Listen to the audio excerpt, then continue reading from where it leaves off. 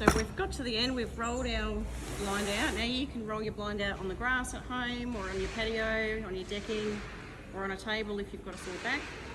So what we're going to do is remove our padding. The padding is there to protect your PVC from indentation from your ropes and your hardware kit. So just take them out and your hardware kit, and we'll put them aside for now.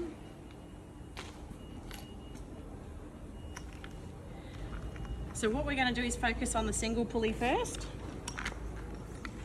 So your single pulley obviously will only have one pulley, and then your double pulley has two. So we're focusing on your single first, and your rope's all bunched up, but what we're going to do is start pulling this over the top and loop it so it goes down to the bottom of your blind. Just turn this around.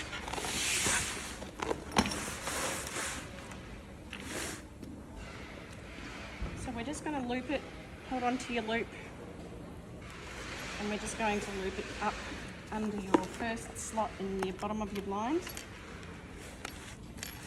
So now it's running from the back, looping all the way up to here.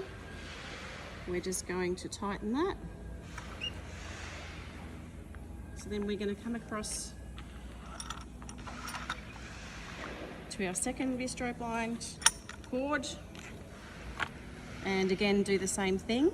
So we're going to pull enough length to get it down to the bottom under there. Turn this around again.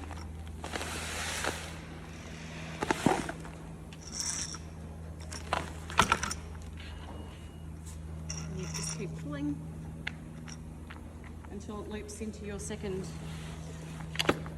flat. So now that's looped under, and we go back up to the top.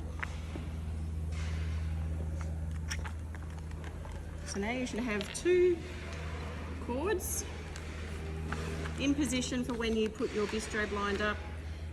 It will then pull on your pulleys, which rotates at the bottom to lift your blinds up and down.